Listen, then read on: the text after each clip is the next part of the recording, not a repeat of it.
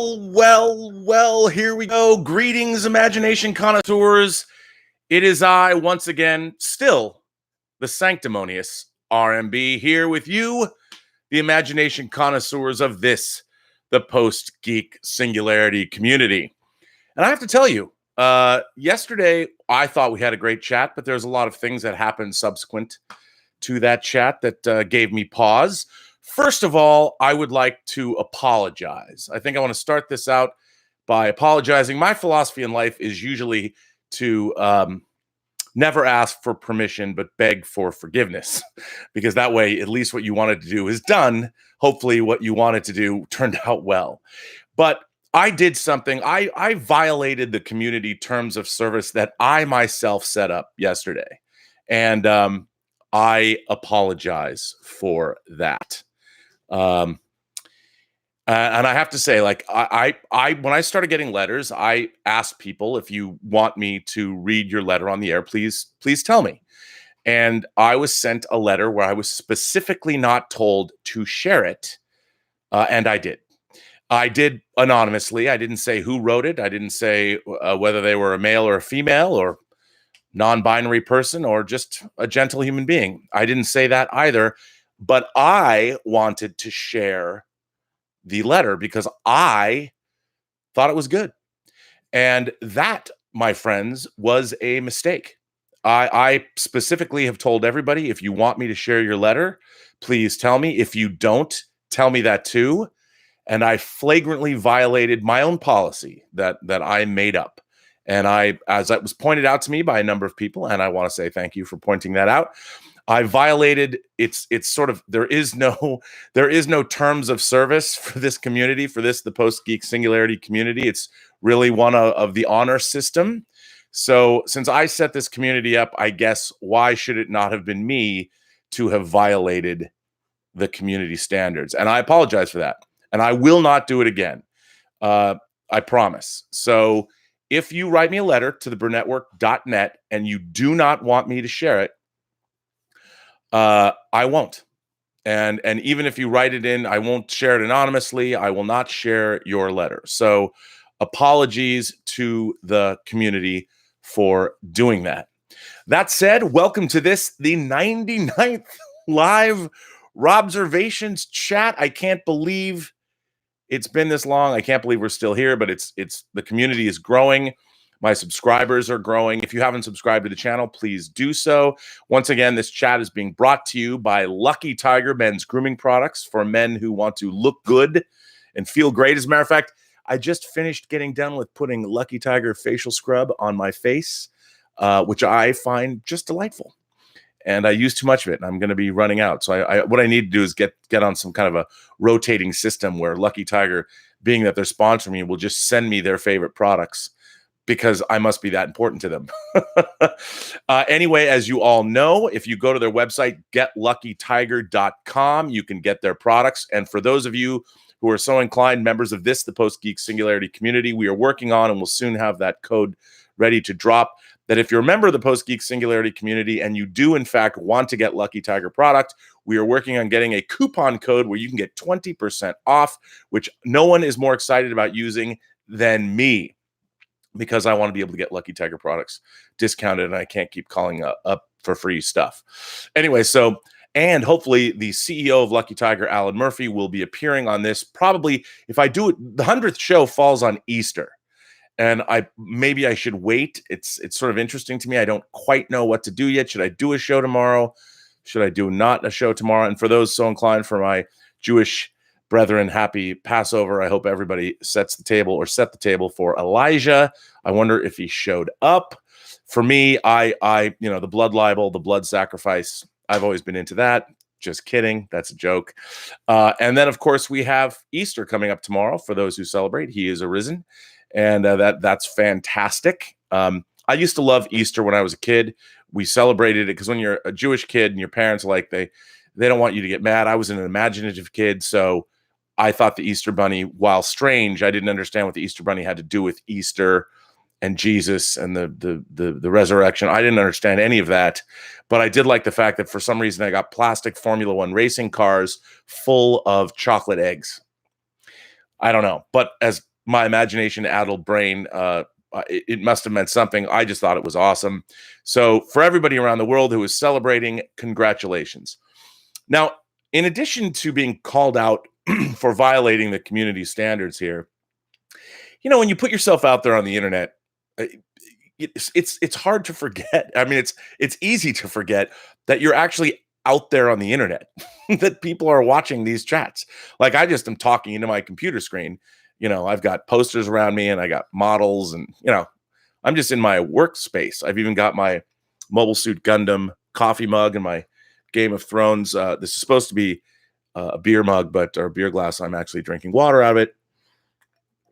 But it's difficult to forget when you're putting yourself out there. You're opening yourself up for all kinds of both praise and criticism, of which I am no stranger to.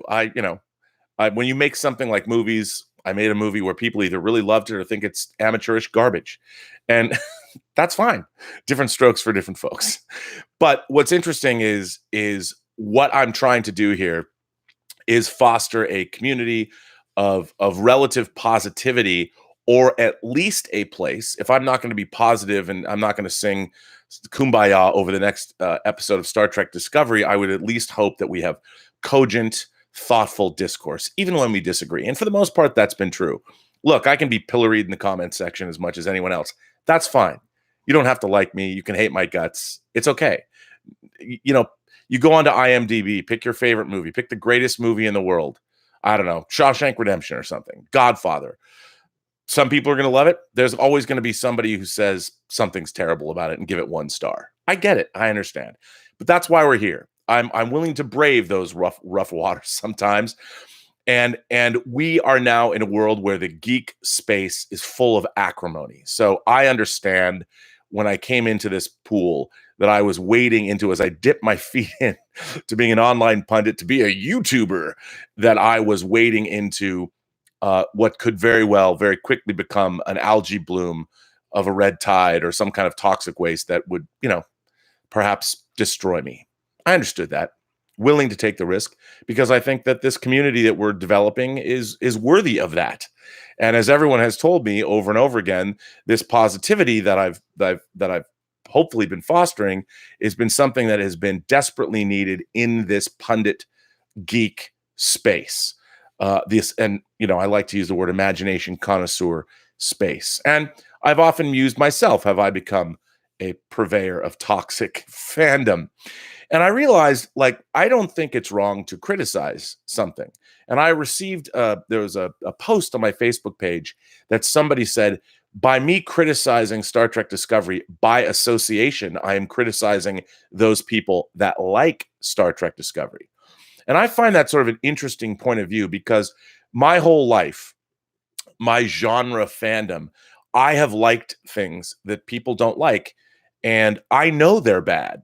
I said on the episode of the Inglorious Treksperts podcast that one of my guilty pleasures in Star Trek, especially in the original series, is a first season episode called The Alternative Factor, that by anyone's metric is a terrible episode of Star Trek.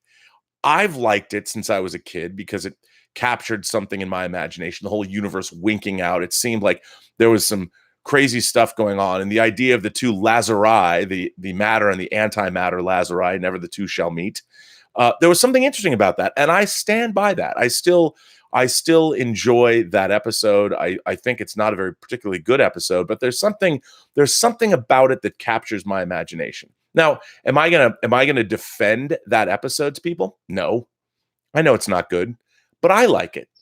I like the movie Tough Turf that Fritz Kirsch, director of Children of the Corn, directed, that has Robert Downey Jr., Kim Richards, and James Spader in it, and Jack Mack in The Heart Attack. I love Tough Turf. Is Tough Turf a particularly good movie? Well, I like it. I wouldn't put it up in the pantheon of great 80s teen films. It's not Risky Business. It's not The Chocolate War. It's certainly not, which I think are two of the finest teen films of the 80s. Over the Edge with Matt Dillon. It's not none of those movies, but I like it. But I know what it is, just like I love Star Crash. Star Crash was pilloried on Mystery Science Theater 3000, the new Netflix version. I get it. I understand. But I know when people come after me, they're not going to like it. It's okay. I didn't think when I was writing reviews for my high school newspaper, I love James Bond movies, and I wrote a bad review for View to a Kill. I did. I didn't like writing a bad review for View to a Kill. When I saw John Carpenter's Escape from L.A., John Carpenter is one of my favorite directors. I thought Escape from L.A. was a pretty big misfire. I reviewed it. I even talked to John Carpenter about it. I wanted it to be good. It's just not that good.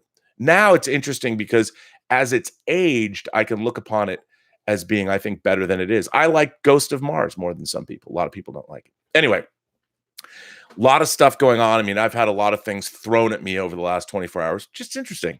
But a lot of it came down to, well, the topic of this conversation. Again, I guess, first of all, I want to start reading. I've got 4 letters to read today, and they're all from members of the Post-Geek Singularity community that you know and love. I certainly have come to know and love them, at least through this forum. And they're great. And the first one comes all the way from Vesna in Sarajevo. I want to start with Vesna because this is a great letter. Dear Robert, you asked us to write you about our first time. Yeah, everybody wants to know about the first time. So I've decided to write about my first horror movie experience in a theater. But to do that, I have to go a little further into the past. You see, all this preparation for Easter, and especially Angela's letter from the previous day, got me thinking about my mother, whom I lost 17 years ago. Although I still miss her every day, I have to admit, we had completely different taste in movies. She loved romantic ones like Wuthering Heights and Camille, and all those movies where the main actress either was fatally ill or fainted to get the man that she wants. As someone who used to faint a lot during my teenage years because of low blood pressure, I have to tell you, it doesn't work at all. So when she caught me watching a movie that I wasn't supposed to watch at an early age, and no, it wasn't porn, it was a horror film, Scars of Dracula. To say that she was shocked is an understatement. I think for years she would carefully look for the signs that her little girl would become a serial killer. But I guess it was a relief for her to see that I was very gentle with these little kittens. But although my mother didn't always understand me, she was always supportive and didn't try and change me because she knew it wouldn't work. I have to say that she was a very wise woman. And now back to the topic. Because of all the previous I've said, I couldn't expect her to bring me to a theater to watch a horror movie. My father was even worse. So I could hardly wait to grow up a little bit so I could go by myself. Well, the opportunity occurred when I was 12. But I didn't go by myself, but with my 4, yes, you heard it well, 4 male friends. And they were slightly older than me. All right, Vesna.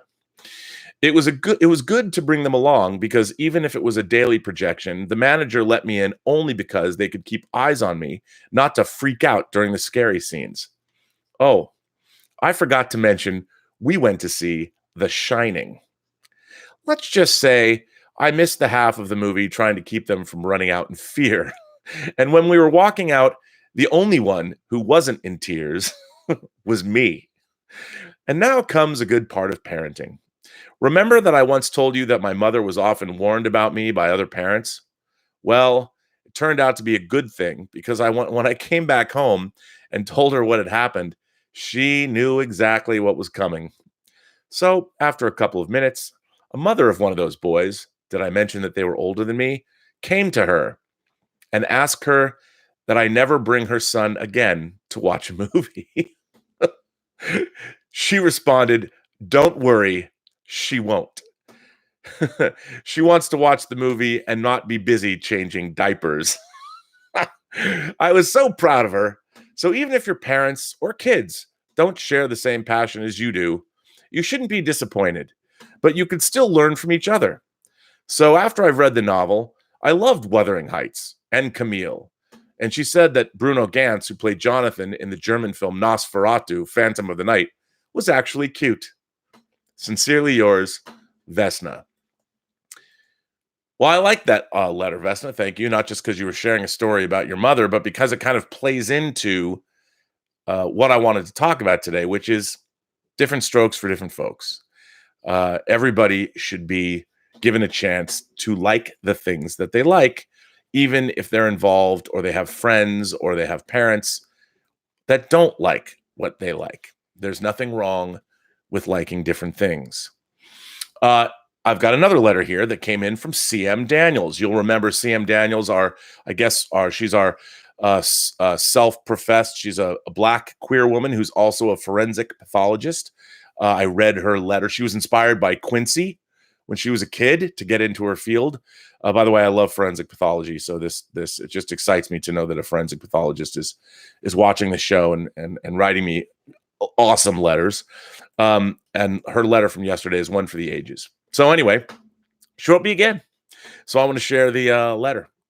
Dear Mr. Burnett, it's 11 p.m. on Friday, the 19th of April, and I'm just now getting to watch your stream number 98. I wanted to catch it live, but I had to be out and about for various things while you were on. I almost exclusively have to listen to your show hours after it airs, and a few times I've had the pleasure of watching you live. I do very much enjoy the live chat. This is a great group that has come to you. Thanks so much for reading my letter. I didn't think I'd make the cut for today due to the time I fired it off, so I was pleasantly surprised to find that it was not only read by you, but included in your broadcast. Yes, please archive it on your website. I'd also love to talk about forensics, mysteries, and other fun things. I also have to say I very much enjoy the way you're able to talk about storycraft, especially in a manner that's captivating and informative, without the stuffy and overbearing tone that's found in book groups, writing groups, or lit classes. I'm also a small-time sci-fi writer, short stories in small circulation magazines and anthologies you've never heard of. I don't know about that. You should try me. And I have a few chances to talk about genre writing and creation with other people. So hearing what you've got to say is always fascinating. I did write you a letter a few months back regarding the original series Star Trek novels, written by early prolific popular fanfic writers who went pro. And I'd asked your opinion on the controversy that had surrounded Della Van Heiss's Killing Time versus the lack of controversy over Jean Laura's Vulcan Academy murders, and how that related to the evolution of the modern toxic Trek fandom. All right, for those of you who don't know, I'll get really quickly. Della Van Heiss, who was the wife of James Van Heiss, wrote a very controversial Star Trek novel called Killing Time that was officially released by Pocket in, I want to say, in the mid-'80s. It was pulled and it was edited because it was one of the only Star Trek novels that Gene Roddenberry actually got pissed off about over content. And a lot of it was very slashy, which I'm sure would excite Willow Yang, as you'll find out tomorrow, if I do a 100th show tomorrow or wait till Monday. And this is actually a great topic for conversation. And, you know, my second episode of Robservations, which I keep talking about dropping, but I'm going to drop this week, I swear to God, was an interview with Diane Duane I did a few months back about her writing tie-in fiction. Anyway, and I think this is a great subject to discuss, and I do want to make it a future Robservations chat, so I want to get into it. Let me continue with CM's letter. I don't know anyone who has read the novels as extensively as I have, and you've obviously read the lion's share, if not all of them. Trek fandom is so fascinating to my anthropologist mind, and I'd actually wanted to do a year-long project in my cultural anthro classes when I was an undergrad at Southern California on the development of toxic fan culture. But my advisor said that was PhD dissertation level stuff, so I went off and studied the USC marching band instead, which still turned out to be a massive project, but I digress. Heck, if you're interested, I can send you some of my published fiction too. Yes, I am interested. I would love to put it on the website if I can without infringing on anyone else's rights to publish it. Again, thank you for sharing my letter. It means a lot to get that out there. CM Daniels. Well, CM, let me tell you, you're welcome here any day of the week and twice on Sunday. I want to thank you again for another thoughtful letter, and I will love to talk Trek fiction. You're going to be the one person who's, I think, really going to love the Diane Duane interview I did, because it's pretty great, and she's pretty great. And as you know, she wrote just some fantastic Star Trek novels, some of my favorites, including The Wounded Sky, My Enemy, My Ally, Doctor's Orders, and of course, Spock's World, the first Pocket Star Trek hardcover novel. Anyway, great letter. Thank you so much. Now, this next letter comes from a man I want to get drunk with, Mr. Terry Flynn over in the UK. Terry has written me I guess Terry, this letter is what sort of inspired today's topic for me, which who knows if I'll ever get to. But I wanted to read your letter because, well, it inspired the topic. And I think this is a great letter and a really, really, anyway, let me just read it. Again, this is from my man, Terry Flynn. Dear Rob, thank you for your continuing constructive criticism of shows like Discovery and the fact you have broached the subject of guest appearing on channels like Nerdrotic and Midnight's Edge. It is the latter upon which I wished to volunteer some suggestions based on thoughts both I and Vesna Lukic, a quite popular female member of your community, have had. Vesna, by the way, okayed this. Some of us who aren't straight white males have not felt that the aforementioned channels are particularly welcoming. This is not necessarily due to the presenters exhibiting any sort of obvious bias or bigotry. Midnight's Edge in particular does indeed have a wider spread of presenters. It is more to do with certain language used, which seems to have encouraged commentators or commenters to make extremely offensive comments, often to the effect that these major shows are being somehow corrupted by social justice warriors who are evil and must be fought. Discovery was just badly written, full stop. Whilst you yourself have said Robservations is not intended to be some sort of mythical safe space, we deeply appreciate it that it is a positive space. A queer black woman made an extraordinarily insightful comment regarding the Burnham character in Discovery and why she is not helpful to the cause of social justice. I almost clapped. Traditional Star Trek has, as you have always said, always been about social justice. Indeed, its warrior status has often been there, most effectively when it has been part of a well-written story with believable characters. You fancied Uhura.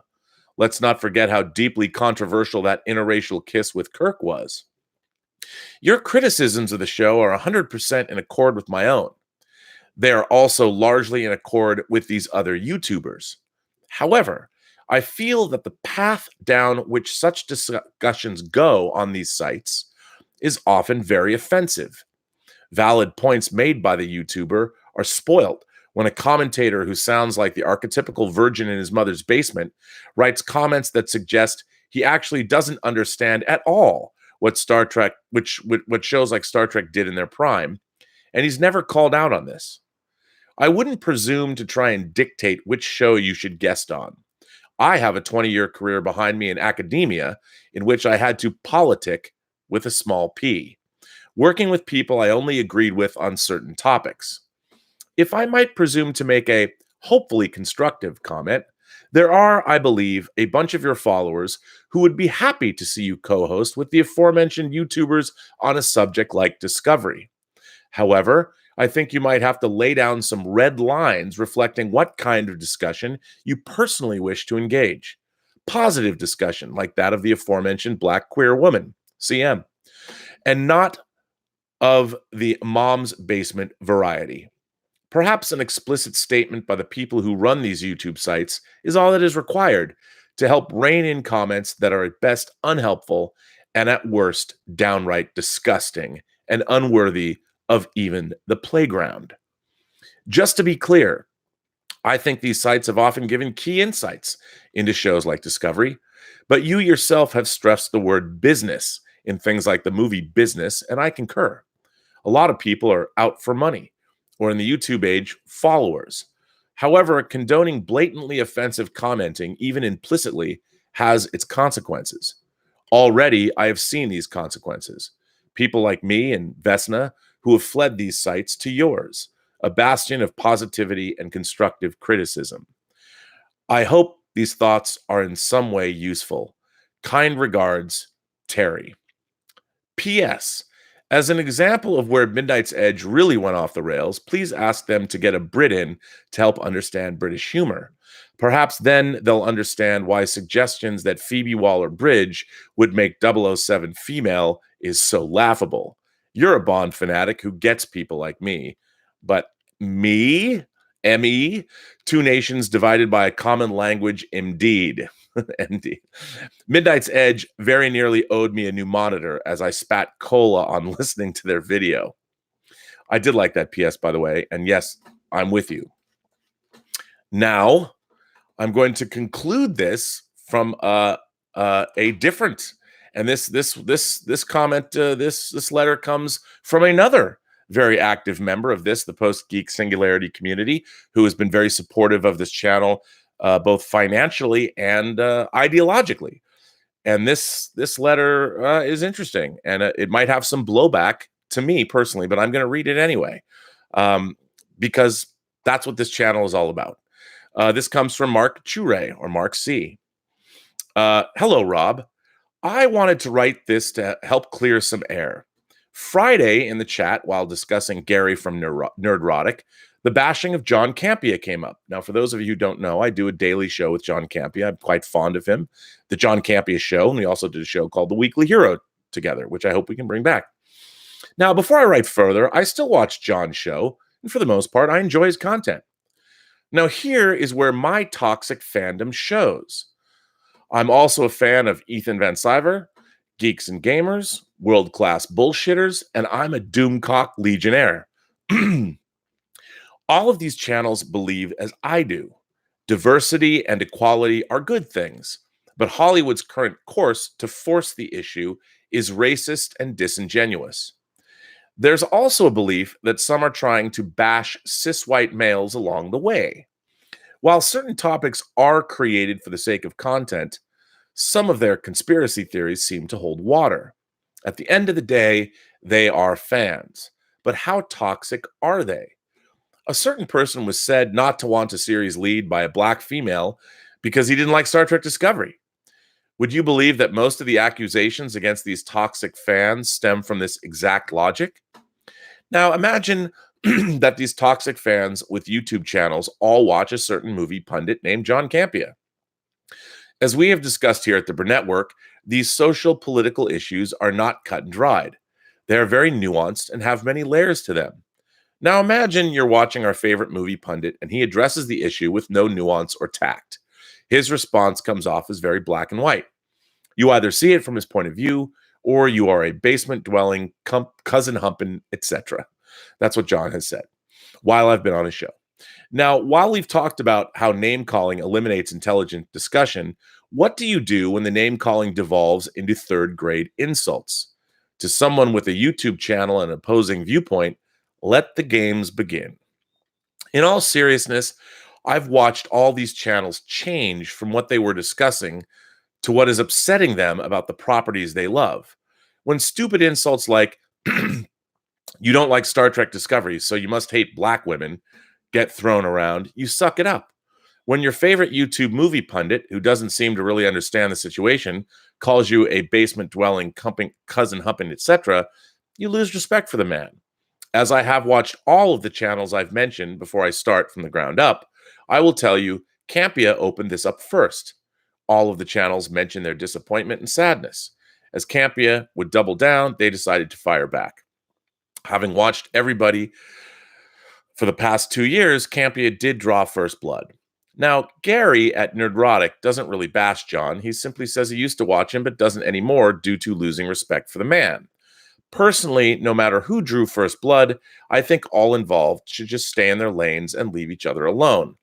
I hope at some point John will understand better what the culture war is really all about and that it's not cut and dry. Ethan Van Sciver, out of nowhere, got a photo from the artist of DC Comics' Goddess Mode. The artist literally sent him, in open Twitter, a photo of his rectum. Imagine if Ethan Van Sciver had opened his Twitter with his wife or 2-year-old daughter around. DC Comics did nothing. Ethan Van Sciver's fans did. Completely against his wishes, Ethan Van Sciver's fans spammed the chat to DC Universe's streaming service launch party on YouTube, and for a solid 45 minutes, people flooded DC's chat with hashtag Anusgate and the name of the artist who sent the tweet. Fortunately, the fans mostly leave John Campea alone. I think much of the fandom menace still enjoy most of his content. I'm more saddened that he doesn't understand how much that comment has lost him the respect of many. So that's the story. I don't expect to change anyone's minds. I'm not even saying bashing Campea in retaliation is right. I'm just reporting the events as I remember them. Support the channels you like. If you don't like someone's content, just leave them alone. Robert, you're welcome to read this if you wish, but mainly I know Campea is a friend and in reality, probably a really good guy and wanted you to understand how the bashing came about. Personally, I try and remember nobody is as good as you think they are. Even more importantly, nobody is as bad as you think they are. Sincerely, Mark C. Well, first of all, again, I'm always astonished by the letters that I'm receiving. Please, if you want to write me a letter, write to me at the Burnettwork.net. My website's going to get far more interactive, and I am going to start posting letters beginning with CMs that I think are worth sharing as long as people say that that's okay. First of all, both Terry and Mark, you guys wrote some great letters.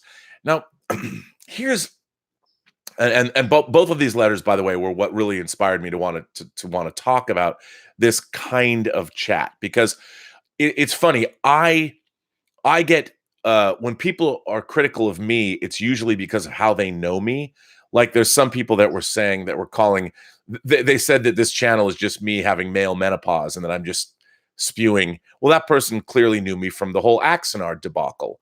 And, that for those of you who don't know, I was involved in a fan project that began with a great fan film called Prelude to Axonar that then got into a bit of trouble as it moved on. And so people that know me from Axonar and where it went, some of them have very acrimonious feelings toward me and anything I do, and I understand that. There are people that have loved me from Free Enterprise. There are people that haven't loved me because of Free Enterprise. It really depends. People love me being on Heroes with John Campea, and then when and John Schnepp, and then when I went over with John Campea, there were some people that it was controversial. But here's the thing that I know. I think Terry's point is incredibly important to remember, and that is, he's right.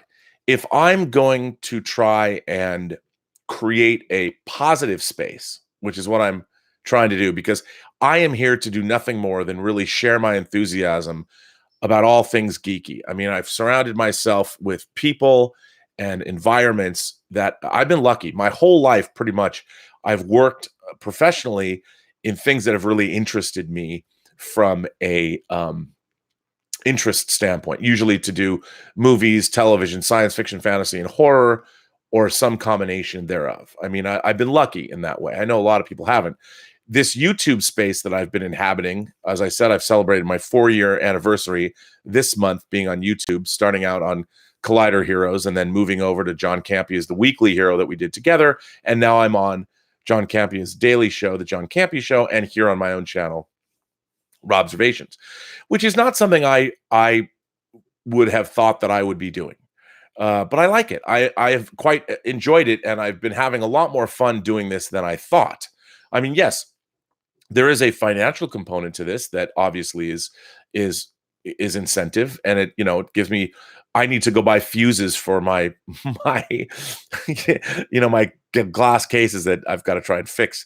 It's good to have an extra few shekels in the old bank account to do that. I have a new board. You're going to start hopefully tomorrow seeing the technical prowess of this channel skyrocket.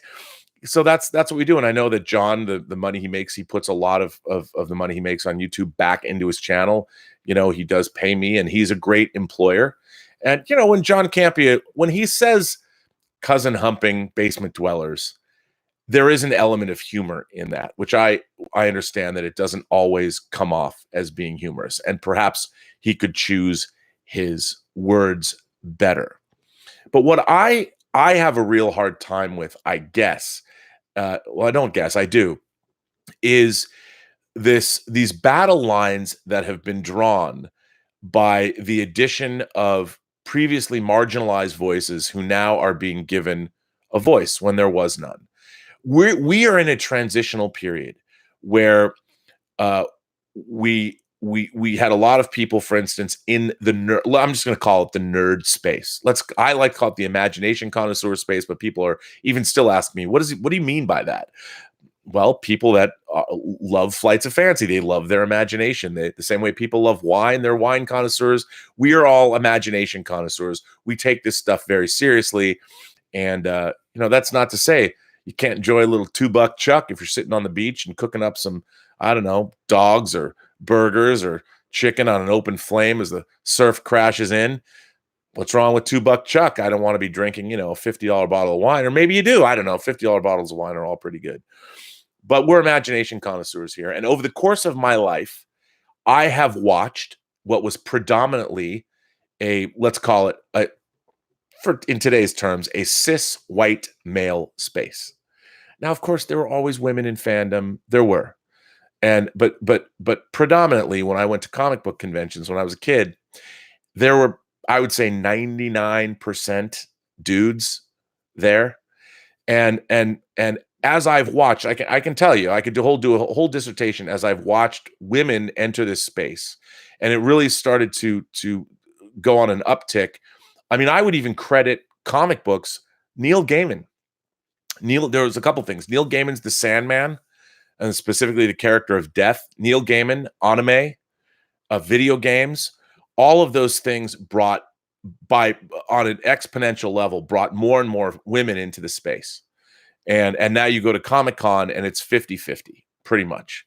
It's become a pop culture event. So there's a lot of, and I love that.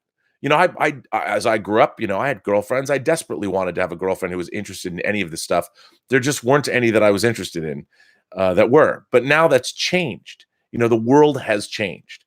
And it's changed in a relatively short period of time. Now, if you're an old school geek like myself, you remember the days where, there were no girls. Now you go to Comic-Con, there's girls wearing clothes that I'm like, well, as a middle-aged man, I can go, all right, but I still feel creepy about it. But I'm astonished at how the space has changed. And yet, nerd dudes really haven't changed. We're kind of the same as we've always been. Now, younger men are different. They're a little bit more, certainly more what I would say would be woke. I mean, for instance, I since I was 13 years old, always had gay friends. And as somebody who was always interested in human sexuality as an adjunct to imagination, I mean, if you're not having sex for procreation, then all human sexuality has a component of artistic merit to it. It has an imaginative component to it. And it's all been very interesting to me because so much of it's all in our heads. I mean, it's a biological function that we've completely mythologized and turned into art, and it's been a guiding. People fought wars over it. What was the battle? What is Troy? Helen of Troy. It's amazing. And so, the one thing that always interested me about, for instance, like my gay friends, it was kind of cool to see unfettered male sexuality unleashed in a certain way, not constrained by the idea that you would get a woman pregnant. So, gay men have always interested me. I don't have a problem with that at all. But I've always been interested in the fact that there are other people that do. I mean, everyone tries to, what is it, Leviticus or something? It talks about you should never lie down with a man. But my feeling about scripture, it's like what they said in scripture was more from a pragmatic standpoint. Being a Jew, I've met many people that keep kosher. But you know why people kept kosher? Why they didn't eat shellfish and pork? They would kill you. You were living in the desert. You're living in the Middle East. There were meats that you could salt and have around for a while. But if you were eating pig and it was out there in the warm sun, or you were eating seafood like shellfish that was baking in the warm sun after it was taken out of the sea, this stuff didn't keep, and you would die if you ate it. So most of keeping kosher was a practical consideration. And I think the same is true. There, people wanted to perpetuate families and bloodlines and things like that. And, gay sex, not pretty much the way to do that. But now in this day and age, we have electricity. We have ice. It's great. I can put pork on ice. I can freeze seafood. I can get lobster across the country if I want. I can order Maine lobster. I can have New England clam chowder like I did last weekend in Seattle. And they bring the seafood right out of the sea in Seattle. But things have changed. The world changes, and I think it's all okay. When I saw William Friedkin's Cruising, which was really about the rough trade leather gay scene in New York, I thought it was more interesting. And my dad took me to see it because a friend of his, Jerry Weintraub, the producer, had produced the movie. My dad didn't know what cruising was all about. And I have to tell you, being a straight man, I was attracted to big dudes with leather chaps on and giant mustaches and hairy chests. I was like, what's that all about? They're all dancing and having a good time. It's like when the Scissor Sister saying, take your mama out and show her what it's all about. I have no problem with any of that. Human sexuality in all of its myriad forms. Why are people furries? I don't know, but it's interesting to me. Human sexuality has always been interesting to me. So, and women's issues have been as well. I mean, and I've never understood. It's hard for me to understand why people don't want diversity in their lives, because to me, diversity is what essentially makes everything interesting. I like hearing other people's points of view. I like hearing where they came from, or you meet people. Even when somebody actually said to me also in a chat that something that I said made them think that I was putting people from small towns down, that I was I was prejudiced against. I'm a big city guy, so I was prejudiced against going to places. I guess because I said I had not been to Wenatchee before. Here's the thing: I love all places. I love cities. I love culture. I love the modern age, but I also love things that are old, and I love small towns. I love going to places, and I've met people everywhere, literally everywhere that I've gone. I've loved them. I have not gone one place where I didn't meet people I didn't like, no matter where it was. I lived in Tamworth, Australia, which is 450 kilometers, basically northwest of Sydney. And it was just a small town in Australia. We were there for almost a month shooting Superman Returns. And my favorite place to hang out was at where the lawn bowling was, the community center, and meeting the locals there. Some of them had never left Tamworth before, and they would ask me. I sat there for hours, and I would buy pitchers of beer for the locals, and the husbands and wives had smoked so many cigarettes and had so many pints of beer that they'd morphed. They looked like each other. It was amazing. But I love those people because, because they were wanting to know about America and the rest of the world and all that. But they were great people. And there's great people everywhere. So it bothered me that somebody thought that, that I was putting down some part of the population, which I'm not. I mean, what I've discovered and what I've always said is, if I was a kid and I was 16 again and I had my car, I would get in the car like on Saturdays and take day trips and just pick places that were within 100 miles that you could get to within 2 hours. There are so many cities in Washington State, my home state, that I had never been to, Wenatchee being one of them. Wenatchee is incredibly beautiful. It is the apple capital of the world, as they call it. It's nestled in this beautiful valley. I really wanted to take time and drive up onto the hills and look at the houses and drive around the neighborhoods. And, we walked through the downtown area for a little moment where we weren't going to be able to do that. But we saw Elizabeth found a great art gallery that was sort of a local artists co-op. And you could see what people were, what they were painting and what they were up to. I mean, and I think I agree with what Terry said. I think that I do have to be mindful because of where I'm going to go and what I'm going to talk to. Like, I've always been of the opinion, I'll go on anyone's YouTube channel, but I do have to be mindful about what people are saying. And it bothers me that, especially when you start talking about Star Trek, the very ethos of Star Trek is to boldly go. I always thought about it as to boldly go where I haven't gone before. It's like, get in the car, go take an adventure, get on a plane, get on a passport, or get a passport and go. I mean, it's problematic to me that Americans, 65% of us, don't have passports. And there's always somebody that comes back at me and goes, well, it's expensive to travel. Yeah, but you can save up for a couple months and go somewhere. There's nothing better for the soul and better for the perspective than to go someplace you've never been, whether it's a town that's 2 hours away from you, or whether it's a country that's a 20-hour plane flight away from you. And I think that this whole idea about what's happening in our culture, we have all of these clashing ideas right now, and we don't understand that we're all basically coming from the same place, which is, well, we're all human beings. But these arguments that we're having are actually luxury arguments, because we're sitting behind our computer screens that cost us hundreds, if not thousands of dollars and using an infrastructure that was, I can't even imagine how much. I mean, right now, talking to you on YouTube, I don't, they take the super chat money that you guys send me, they take a 30% of that super chat money. But if you think about the infrastructure that they've built that I am able and you're able to basically use for free, like if you're not a YouTuber making money or taking in any kind of income, you get to use this amazing global platform for free. And this is amazing. It's amazing that right now I just read a letter from Vesna in Sarajevo, who can watch me live, from Terry in the UK. Not only can they watch me live, but then they have the apparatus to send me instantaneously their thoughts, which I can then later read on the air to you guys. And yet so much of this technology is being used for vitriol to argue with people back and forth through this medium. And it's such a strange thing. And I do think, look, unfortunately, fandom, there is a component, a psychological component to all of this material, science fiction, fantasy, and horror. And it's been bared out by many people that I've met throughout my life, and certainly from the letters and the people that I'm meeting through this channel, that fandom hasn't changed very much. You turn to science fiction, fantasy, and horror, you turn to books, you turn to movies, you turn to role-playing games to sort of look inward when you don't get the opportunity to look outward that so many other people have. The most popular kid in school, the prettiest girl, whatever. They've got an external social life.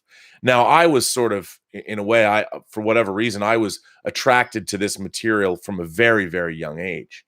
And I sort of got to tread, I got to be in both worlds. I had a very lively and satisfying external life, social life out in the world. And I also had a very rich inner life, becoming an imagination connoisseur. And I was very lucky in that regard. And I had parents that supported that interest, and they didn't know much about it. As you saw, anybody who met my mother on this chat knows where her heart was at. And I was very, very lucky, very fortunate to have the mother that I had. But I do think that we are going through a transitional time that will, whether it's political, whether it's social, there's all of this upheaval and all of this anger that people have, because for the very first time, everyone has a voice and everyone gets to say what they want. We have these incredible tools now where, everybody has a voice, and they can go out there and they can talk into the world the same way I'm talking at you now, and they can get a response back from somebody. There's a like-minded individual that will always be there for you. You just have to go find them. And when you have that, we've never had that in human history before. I mean, it's pretty amazing. And it is we're going through an evolutionary change, there's complete social upheaval now. We're in the information age, and we don't quite know where we're going to land. Right now, it's still essentially the Wild West. It's the ideological Wild West. And how are we going to navigate? I keep going, I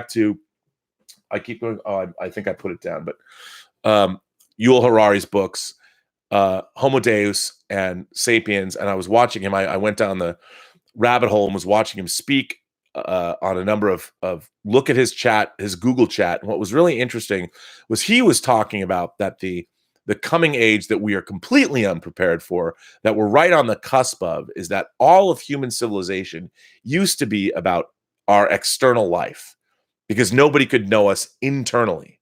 But that's about to change. The collision between biotech and AI is going to allow us as human beings, they'll be able to map our moods, map our blood pressure through external information. All of that will then it'll all be out in the world. Healthcare will be impacted. Everyone's lives will be impacted. We have no idea really what's coming. The fact that for the very first time, technology is going to be able to make what's going on inside of us knowable to corporations, knowable to Google. How is that going to affect our civilization? And I think that right now, we all have to be asking ourselves, like the question that is posed at the end of Sapiens, what do we want to be? And I think in fan circles, we need to be asking that question. What is the kind of justice that we want to see meted out? What kind of people, what is our responsibility to our fellow our fellow internet denizens, which is pretty much everyone on the planet. What responsibility do we have to one another? And I think we're in a public space. This is just as public as if I was downtown in Los Angeles with a bullhorn speaking to the imagination connoisseurs and the post-geek singularity. It's just I'm not in the same physical space with you, but I'm in the same.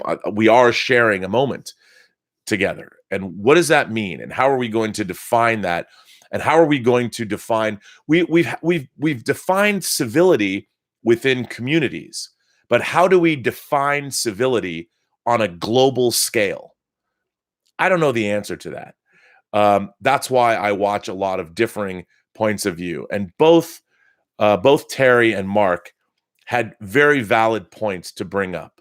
On one hand, Terry was speaking about the kind of language that is being used on channels, and should I go onto these channels? And then Mark was very astutely saying, well, look, this is why people on the other side of the aisle from Terry, where Mark is, I don't think he would disagree with me saying that. But when somebody says something objectionable, why the other side feels marginalized or they feel criticized unnecessarily. And where we have to be now is in a place where we're going to find a way to talk to each other in a civil, constructive manner. And again, if nothing else, I would like this community, the Post-Geek Singularity community, whatever community is rising up here at Robservations and in the Burnettwork, I want us to perhaps, if I may, hope that we would be a model for other internet communities in which we could share our differing opinions. We can exist in this space. And I don't want to call it a safe space because I don't want it to be safe. I want it to be dangerous, but I want it to be respectful. I want us to be here. And like yesterday, I violated my own community standards. I read someone's letter and I shouldn't have. They specifically asked me not to read their letter. I figured, I'll get away with it by reading it anonymously. I thought it was a great letter. I thought it was pertinent to the discussion. It talked about books, and another reader talked about why he tried to read books, but it's hard for him to get into books. I thought all of that I tried to find letters that are somehow connected if I'm going to read a lot of letters. And I want people to be here and feel that they can belong and can contribute and participate, but I don't want it to be safe. I want us to be able to have both sides of the aisle represented, and maybe those aisles will eventually go away. I mean, it's my hope that I don't think that I certainly have opinions that sometimes skew more conservative, that I have opinions, say, about, I don't know, certain forms of recreational drug use or human sexuality that are way on the other side. That it's, to me, it's never cut and dried. You can't just be one way or another, and it's very interesting. Everyone's trying to define everybody, but the human experience is so diverse anyway. And I think that's kind of where I want us to be. And I really do have to be mindful about what channels that I'm going to go on to, and I also have to be mindful when I'm on John's channel and what he says, and maybe. But on the other hand, I also think that when John, there is a responsibility on both sides. When somebody says something, and John, he also tries to be humorous, and we're live and we're in the heat of the moment, and we are trying to be humorous, and we're hoping that we it's taken as such. I mean, it's interesting when you're on a show like myself, I say a lot of off-color body things, and sometimes somebody will get really offended by one thing I've said. I'm like, really? I haven't existed in a continuum, with you. You don't see, as I've said many sometimes outlandish things or crazy things, and you don't see that I'm just trying to be humorous. Sometimes the jokes fall flat. Sometimes they go through the roof. But I think this is my 99th live chat, and you can sort of get a feel. If I can't even imagine, I mean, 99 hours, if some of these chats go 2 hours. Anyway, I'm sure that you guys will have interesting questions, which I am going to read. And I have not been reading them, so I'm going to go and look at what you guys are saying. I haven't even looked at this chat board. I've just been talking. So let's go and see what you guys have to say. Leo McHenry says, "Seeing Endgame in 4 days, double bill, so excited." Lee, did I say Leo? Lee McHenry. Lee, dude, today's Saturday, Sunday, Monday, Tuesday. I see Endgame in 3 days, and then I'm going to see it again on Thursday. Dude, I'm so excited. I can't even begin to tell you how excited I am. Oh, my God. Darth Suthius is here. Hey, Mr. B. Hope you're well today. Do what you do and don't apologize for it. If I want to go by notorious R&B, then by golly, so be it. Life is too short. You know what? I agree with you. But I think, look, pointing that out, there's nothing wrong with having a conversation about cultural appropriation. But you have to also understand that cultural appropriation has been going on since the dawn of human history. Good ideas float up to the top. And, there's a lot of, I've read a lot of stuff recently and watched a lot of YouTube videos about people talking about how there is less racism in the United States now than there's ever been. Now, is that to say that there isn't lots of racism still here? No, because there is. I've seen it. I witness racism on a daily basis. You can't not be in an American city and not witness that. But it's getting better. It's always been getting better. Gay rights, whatever your thing is, and yet we're more angry than ever before because now everybody's voice can be heard. It's just we now need to figure out a way to keep the discourse civil, and that's what a responsible, open-minded society does, especially a society that respects the individual. The sovereign individual should be always respected. That's why I'm not a big fan of far-left identity politics, because the group becomes more important than the individual. And I think that everybody is nuanced and different.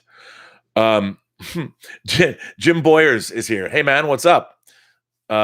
Jim is a longtime viewer of this channel. He's written me some great stuff. How are you, Jim? Good to see you. It really bothers me how hard you are on yourself.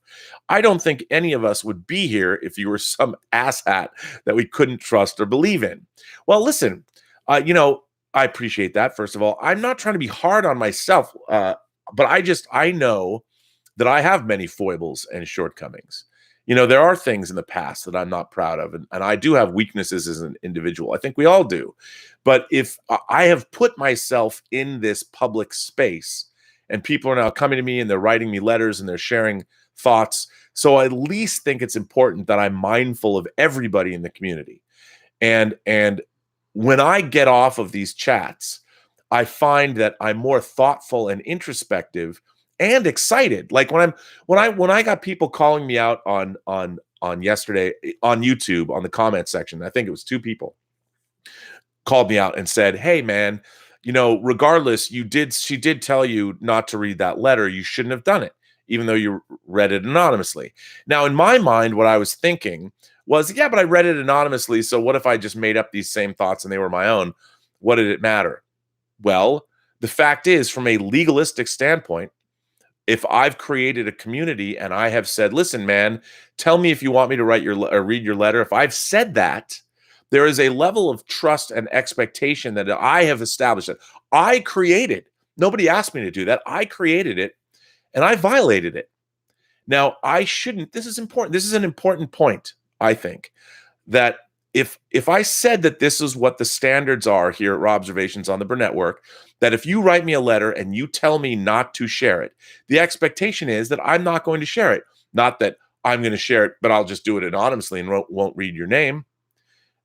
It's wrong. So when people were calling me out, I was thinking all day yesterday. I even mentioned to Elizabeth last night. I said, "Hey, I did this thing," and she's like, "You shouldn't have read it. Shouldn't have read it. You ask people if they want you to read their letters aloud, that they should tell you, so you make sure it's okay. And you went ahead when someone told you not to, and you read it aloud anyway, but you tried to put some kind of caveat or spin on it. That was correct. I shouldn't have read the letter. If I wanted to read the letter, I should have sent an email to that person and then asked them if I could read it anonymously, rather than make some choice that isn't part of the community standards. And I think that there's nothing wrong with that. That's what a civil society is all about. That's what, even though I believe in never ask for permission, beg for forgiveness. Well, that's true. But if you set up community standards or community rules, I mean, I don't have some written manifesto telling everybody how they should behave. But if I myself set up a sort of a casual set of standards, I should adhere to those standards. People should have at least a minimum expectation that at least me, whose channel it is that they're listening to, if they write something to me and they expect me to not share it aloud, that expectation should be met. And I think, so I'm not, Jim, I appreciate what you're saying. I really do. And I've really appreciated you being here, and I've appreciated your past communication. But I also think that if I wanted to just say, if you send me a letter, expect it to be read, I could have said that, but I didn't. So I think that I like the fact that people are, that's what part of community discourse is all about. You're called to the mat when you've done something wrong. Now, what was great was the person who wrote the letter actually put in the chat that she wasn't mad at me, and but still I violated her trust. She put trust in me, and I violated it, regardless if people knew who she was or not. And I don't have a problem admitting that, because it's true. And it's, I don't take it personally, because I mean, I do take it personally, actually. But what I mean is, I'm not offended by it. There's no other way than to take it personally, because it was a mistake that I made. And, you know, it's what you got to do. Movie Fanobi is here.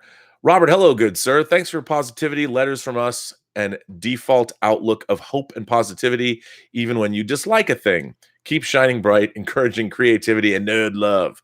Well, thanks, Movie. I appreciate that. I mean, as long as we can keep that positivity going, because first of all, what are we talking about here? We're talking about science fiction, horror, fantasy movies, and television, and books, and comics.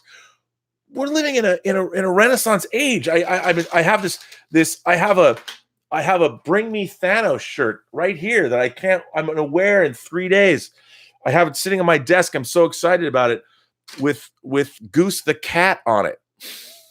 You know, I just got to order it and it came. It's like, we should be positive. If you like this stuff, we're living in a golden age. I finally have a model kit of a 1/8 scale model kit of the pod from 2001. I've loved 2001 my whole life. Now, you know what? Here's what bums me out about this pod. It's only 1/8 scale. If it was 1/6 scale, I could put a Hot Toys figure in it. But I can't.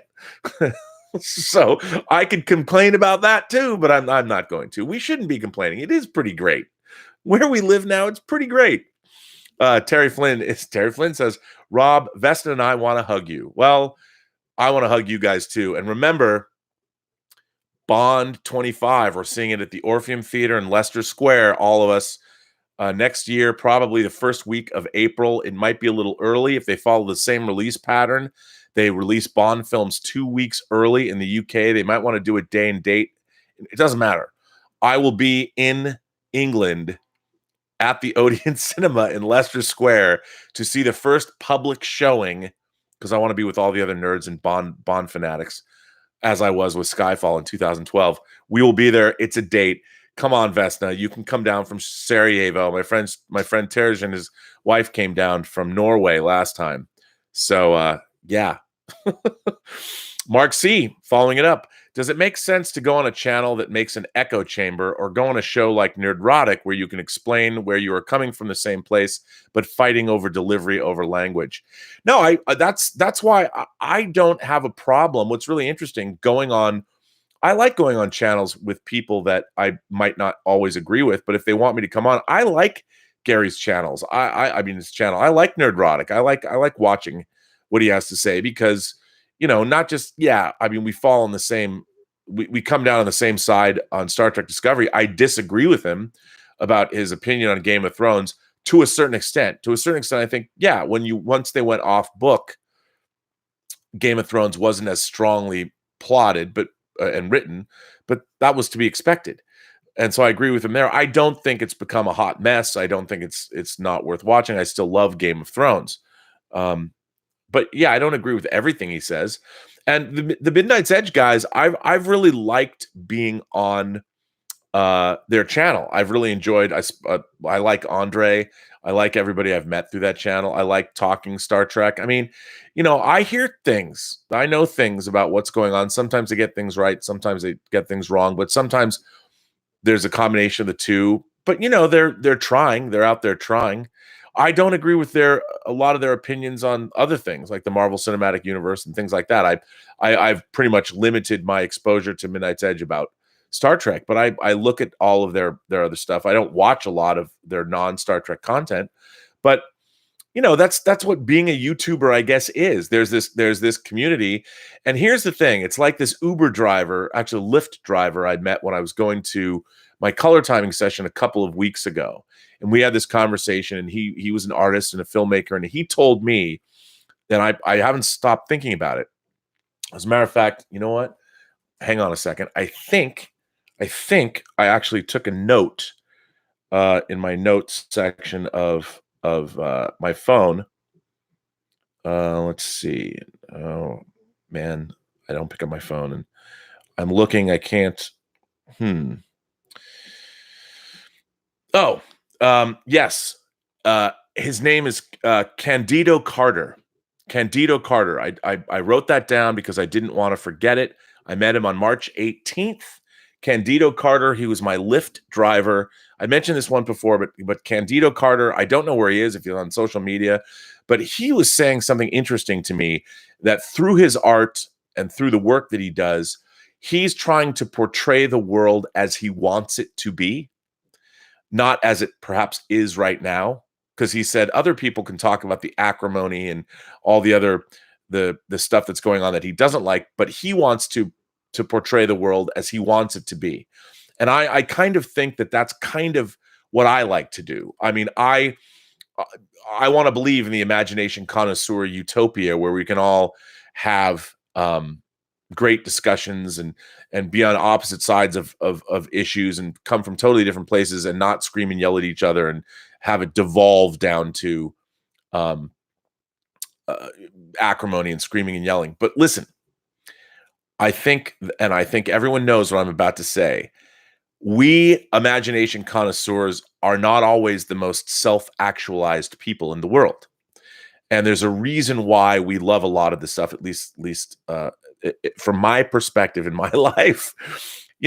These nerd pursuits are nerd pursuits for a reason. And people tend to like them. And there's a certain, I guess you'd call it a genome. I don't know. I think Willow would have a better term for it. What is, if there was an actual evolutionary name for we nerds, we imagination connoisseurs, there are certain traits that we all possess. and I think a lot of the time we have to overcome those traits. The very traits that made us imagination connoisseurs, I think sometimes work against us getting out into the world and experiencing things and being able to have cogent, learned discourse. It's all part of the same thing. And that's, God love us, that's one of the things I've grown to love about everybody. So Darth Suthius says, when you have the next phase of your man cave complete, do you think you could give us a tour of it? Well, yeah, I mean, yeah, the Imaginarium, the garage, basically. Yeah, but I've kind of been converting here. What's really interesting is behind here, and I'm going to see if I can get the lights to work. I'm doing the same thing in here, kind of just putting stuff. All my books are in there, but yeah, I'll totally give you a tour. That would be a lot of fun. So I will do that. Willow Yang, is chicken kosher? Says Willow. I wouldn't recommend eating chicken that's been sitting out for too long unless you want to get I don't even, what is that? Campylobacter or salmonella. Yes, it's true. I don't want to get either one of those things. I've had food poisoning more than a few times in my life. And the best thing about food poisoning is, you're spewing from both ends. You really feel like you've accomplished some great weight loss at the end, as long as you keep drinking water. Um, RC Leclerc says, two random childhood faves I've loved your thoughts on. Booster Gold and Killer Clowns from Outer Space. Who would you cast as a live action Booster? As a matter of fact, I have all the first issues of Booster Gold literally sitting right there. I love Booster Gold. Booster Gold is a DC Comics character from the future that stole this technology and went into the past with his trusty flying android Skeets robot. I don't know what you'd call Skeets. AI, his trusty AI Skeets. I love Booster Gold. Who would I, if he was a little younger, Guy Pearce, I think would have made a good Booster Gold. I like Guy Pearce as Booster Gold. But somebody like that. I like that. And Killer Clowns from Outer Space was fun. I was not a big fan of camp for its own sake. Killer Clowns from Outer Space is a very funny movie about these aliens that actually look like clowns, which I actually thought was kind of funny. Like maybe that's where they got the idea of what clowns are supposed to look like. And of course, they were basically carnivorous man-eating clowns. Clowns is a film made by the Chiodo brothers, and it's hilarious. I loved Killer Clowns. I thought it was great. Peterson 68 sent me a super chat. Well, thank you, Peterson 68. Did you not want to have a question? Dieter Bastian says, "Hey Rob, can you review Endgame after seeing it Tuesday, or is there still a review embargo at that point? Did you watch any of your late blue disc purchases, Blu-ray purchases?" You know what we watched? I watched The Kid Who Would Be King. I bought that on Blu-ray because I hadn't seen it. I liked it. I liked it a lot. I mean, it was a beautifully made movie. I put in, and I didn't watch it all, but I did put in Shout Factory's The Manitou, William Girdler's 1977 horror movie it was an adaptation of Graham Masterton's novel of the same name, The Manitou. I was a little disappointed that I guess the negative has been destroyed, which is shocking to me. The negative was destroyed, and they took it from an inner positive, and it looks okay. It's not horrible. It's not bad. It's just not as bright or as brilliant as it would have been if it came off the negative. The movie's still really goofy, but I'd forgotten Tony Curtis and Michael Ansara and Susan Strasberg and Burgess Meredith and Stella Stevens. It's a wacky movie. I mean, if you haven't, I love the book. And there's a really good interview with Graham Masterton, the novelist. Now, I was a huge fan of Graham Masterton. I didn't like him as much as I loved James Herbert, early James Herbert, but Graham Masterton and James Herbert were two British. I think James Herbert actually passed away, but they wrote really violent horror novels with awesome sex in them. And when I was like 11 and 12, man, I loved their books. The Manitou, Revenge of the Manitou, the early books that James Herbert wrote, especially The Fog, which has nothing to do with the movie. But all that early, the more sex and violence you had in horror novels, man, I was in. But so yeah, I've only watched The Kid Who Would Be King, and I took a look at The Manitou. I have not watched One Cut of the Dead yet. I'm dying to see it. The Japanese movie. I did watch Black Summer, which is part of Z Nation. It's sort of a Z Nation spinoff. And it's an 8-episode Netflix show. It's a zombie show that really takes place in the early days of the zombie apocalypse in a suburban neighborhood. And it's basically, it's 8 episodes that unfold essentially in real time. And they go back and they have a cast of characters and you see how they all kind of meet up. But it all takes place in like this not little, but a town, like this suburban town. And Jamie King is in it. I thought she did a great job. She was really good in it. I liked it. I mean, clearly it was made by the Asylum, that makes the Sharknado movies, and also they made Z Nation, but it was done, very low budget. I thought it was really clever. That was not a Blu-ray that I've purchased. I did finally got Mary Poppins Returns, which I never saw, and I'm excited to see that. But we will see. I really quite enjoyed those things. But I'm going to get, I really want to watch One Cut of the Dead. I haven't done it. Maybe because I don't celebrate Easter, I can watch One Cut of the Dead tomorrow because, it's a zombie movie. Peterson 68 says, "Oh, here, you're back, sir. Hello from Sweden. I love the positive energy you bring to the geek culture. Just been starting my 6-scale figure collection. Dude, you've just started your 6-scale figure collection and you tell us, but you don't tell us what figures you got? I'm dying to know. Are you getting Hot Toys? You getting bootlegs? What are you getting? 6-scale. You could be getting NECA figures in 6-scale. I got to know. Please, you don't have to send me a super chat. Just tell me. I want to know. But thank you for the support of the channel. It's very much appreciated. Very cool. But congratulations on your 6-scale journey. I'm still a fan. I mean, I've pretty much gone 6-scale exclusive, except, I'm going to get the 1/12 scale figures when they're movie related. Like they're putting out figures from the Warriors. They're putting out figures from, they're doing a Danger Diabolic figure. I got to get that. But I'm 6-scale. I'm sort of 6-scale all the way. But yeah, tell me what you want. Tell me what you got. I'm really interested in seeing what you have. So let's see what other what is everybody else talking about here? Pre-live teaser says, I love all the Roman history in our country. I would mind living in Bath from the natural springs. I wouldn't mind, probably. Well, that's cool. England does have a lot of Roman history, does it not? Wow. Jim Boyer says, Crixus Maximus. Yes, I looked it up on the net. It was a 3-foot-long eagle. The doors opened and the cockpit open. Came with 3 space-suited figures that had removable helmets and packs. All right, Jim. I know what you're talking about. Mattel. It was one of the great toys ever. I think I got mine, I want to say in 1976. It was one of the greatest toys ever. It was about this big, and it was an Eagle transporter from Space 1999. It came with John Koenig, Helena Russell, and Victor Bergman. They came in spacesuits with, you could remove their air packs and their helmets. And what was really cool is the front capsule came off and stuck together with the engines. I have my 1/48 scale Eagle from Product Enterprises there. And I've got a model I haven't built there that my mom made possible for me to get over. I don't even remember. I guess it was the holidays. I think it was the holidays. Yeah. And for those of you who don't know, there's a company called 1612 on the internet. And they are making, I didn't get in on this. I didn't have the money anyway, but they're making die-cast Jerry Anderson toys again. They used to be Product Enterprises who made that Eagle, but now they've morphed. And they're doing 44-inch Eagles. They're doing their 12-inch Eagles. They got a whole line coming out, which I have a few of them. I pre-ordered a few of them, and they have a set coming out in the Eagle hanger. They're awesome. So 1612, they're going to do UFO stuff. So if you haven't checked that out, you should. If you like Space 1999, you want to collect Eagles, they're great.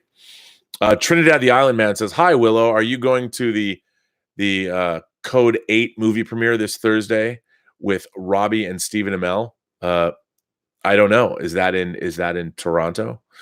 I don't know if Willow is or not. Jake Therian says, missed the whole letter response about Campea, guys. Gonna play back. I got into a heated yet great conversation with my girlfriend about this.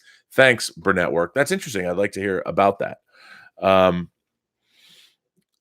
Fishman dildo. Fishman. I like that because that's a response to. I get it.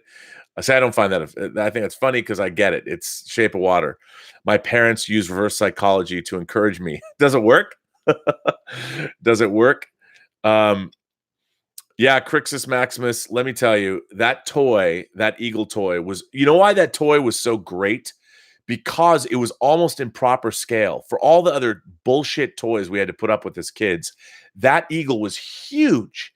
I mean, it was almost the proper scale. It really was to the real Eagle. And getting that toy, it was one of the great toys of all time. I mean, it truly was a fantastic, fantastic toy. There were very few toys that were as good as that toy was when I was a kid. So yeah. Peterson 68. He's back. He's telling us what he's got. No Hot Toys yet, but a Leto Joker from Crazy Toys and a Connor McLeod from Caustic Plastic. Thanks for the inspiration. Good choices. Connor McLeod of the Clan McLeod. It's interesting. Sideshow made Highlander figures a long time ago, which I never got. I always wanted a Connor McLeod from Caustic Plastic. And a Leto Joker from Crazy Toys. Did you get them from the Monkey Depot? Where did you get them? By the way, thanks for supporting the channel. I really appreciate that, sir. Greg Smith is here. Rob, your optimism and positivity within reason is aspirational. While we might not agree on everything, we disagree on only a few things. You come from a good place. That's why we're all here. Well, I appreciate that. Terry Flynn says, Rob, do you think Mirror's Midnight's Edge concerns about the Picard show are something to be concerned about? Okay. Yes. There are a number of things going on with the Picard show that I actually do know about, and they're not good. Again, it all comes out of the writing. Remember, the Kirsten Beyer had the original conception for this show, and she is a fantastic Voyager Star Trek novelist. She's the most knowledgeable person about Star Trek on both the staffs of Discovery and now the Picard show. And she just doesn't have any clout or credibility. This is for her first TV job, and when you're working with the likes of Akiva Goldsman, who's an Academy Award winner, or other people, it's tough. And again, the writing staff, I've heard a couple of things, and this is not surprising to anybody who's read Michael Pillar's book his unauthorized book on the making of Insurrection. But Patrick Stewart has exerted a lot of control over the content of the show. And now I'm coming at it not from a licensing standpoint. I'm coming at it from a production standpoint. And I know for a fact that the writing of the show is very contentious, and it's not going as well as it probably should. And a big voice in the writer's room is a guy named James Duff, who created The Closer. And again, The Closer was a long-running show that I've heard that he's not exactly. Again, I'm hearing it's all hearsay, but James Duff, again, a guy who's created TV shows, but he also wrote an episode of Enterprise, and it's very contentious. If you look at the credits of the people that are writing that show, it's not like science fiction is their great love in life. But that's what I've heard. I've heard different things of what Midnight's Edge has been reporting. But from a writing standpoint, I think, look, you had to get Patrick Stewart totally involved. But again, getting actors involved with, say, writing a science fiction TV show is not always the best thing, because actors, they're not thinking about, they're thinking about what best serves them. How are they going to have the most fun? How do they get to flex their muscles? But that was inevitable on a show like this. We'll see. I hope spring's eternal, but we'll see. Angela Dashner is here. She says, counting down to Thursday. What is everyone most excited about in seeing Endgame? I just can't wait to see how the story unfolds with these characters that I've grown to love. Angela, I feel exactly the same way. First of all, thanks for supporting the channel. I'm so deliriously excited to see Endgame. As I have told you, there was one thing, because I'm an idiot, there was one thing I got spoiled about. And I'm not going to say what it is, but it's something that I personally just think is the coolest thing in the world. And I know it's a moment where people are just going to scream bloody murder in the theater in delight. And because it's a callback to something that has been developing over the course of the movies. If you're a fan of the MCU, there's something that's going to happen that you're going to squeal. I'm going to wet my pants, frankly. I mean, I haven't talked to Elizabeth about this, but I think I'm going to buy my first box of Depends, because I'm going to wet myself when I see this movie. At least that's what I anticipate, that I'm going to indeed wet myself, because I am so excited. But like you, I want to see where these characters go. I want to see where it winds up. I was watching Infinity War last night again, as someone does. And, it's funny because it's like I'd already been watching Infinity War. So I just clicked it on from where it was. And, I watched Thanos and Gamora go to Vormir. We watched Thor and Rocket go to Neverdelir. We watched, it was just, and even Elizabeth, she's like, I like the Guardians of the Galaxy and Thor together. It's just like, you can't go wrong. And I am so excited to see this movie. If for nothing else than the sheer entertainment value. I think it's going to be great. I think it's not going to let any of us down. I think it's going to be there's going to be a lot of fuck yeah moments in this movie. I cannot wait. Peterson68 says, waiting for my first hot toy, a Jared Leto Arkham Asylum Joker with a chair. Okay, for those of you who don't know, or who don't watch the John Campea show or haven't watched The Weekly Hero, I love action figures that come with chairs. I don't know. I don't know why. It's just my thing. I don't know why. I love having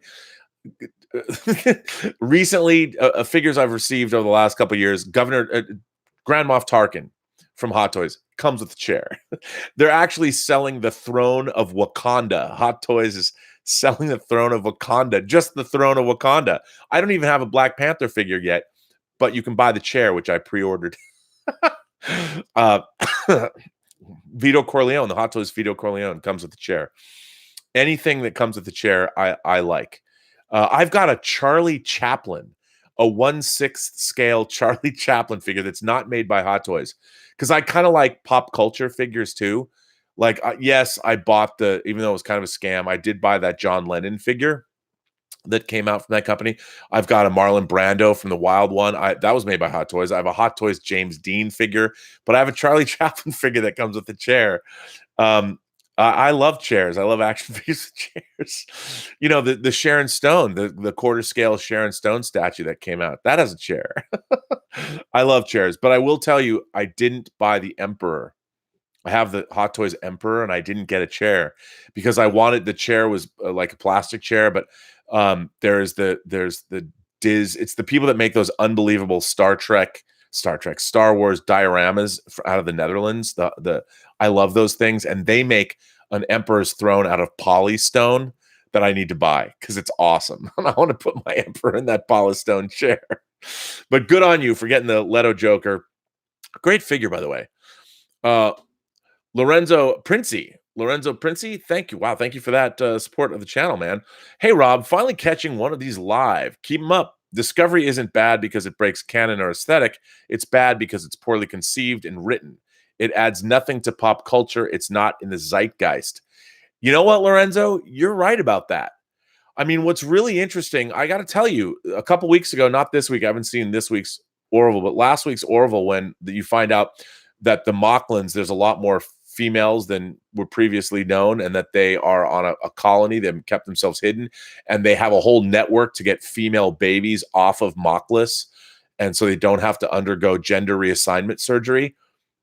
I mean, that's a great story, and I'm like, wow, that to me, that could have been a Star Trek story because it was on the Orville. But I agree, I don't think Discovery is part of the zeitgeist, and it should be. All of the stuff that was happening in Star Trek Discovery could have been appointment television if people really, the writing staff, it just seemed to me that, I mean, I've never seen a show where it seemed to me that the writing staff itself was at odds. And indeed, the producers were at odds with one another, and it wasn't good. And I agree with you. I think you're exactly spot on. You know, I said I wasn't going to have a themed chat about Discovery, but it does go back to like what Mark C was saying.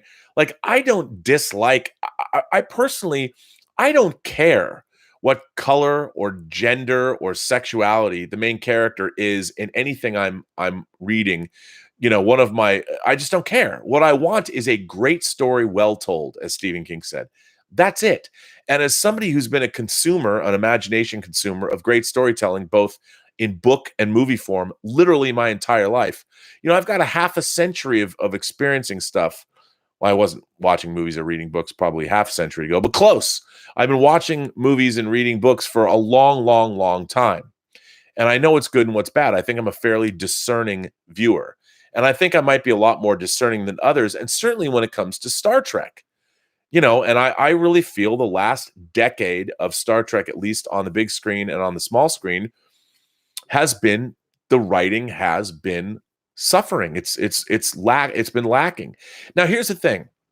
There's a lot of people that don't have my background in Star Trek. And I'm not saying that all Star Trek was even good. Even the classic series still gave you episodes like "And the Children Shall Lead" and Plato's Stepchildren, and although there's things to like about that, or even The Alternative Factor, which is a guilty pleasure of mine. But I want stuff that's well written and well conceived, especially because we're in the golden age of TV. We've been in that golden age for like 10 years. We've been getting so many great shows. My God, amazing stuff. And I think you're absolutely right. And it doesn't add. Star Trek should be continually adding to the pop culture zeitgeist. It certainly has for so many years, but I don't think it is lately because it doesn't resonate with people. It isn't resonating the way it used to resonate with people, which is kind of a bummer. And it bums me out. Let's see. I'm going back and looking. Brian Eng says, I can sympathize with cultural appropriation when it comes to white kids going as Black Panther for Halloween. Black kids have so few superheroes to choose from. Yeah, I mean, I think ultimately what it comes down to, Brian is very astute when he says, look, there are all these marginalized people that have not had voices, and specifically, they have not had representation in our pop culture.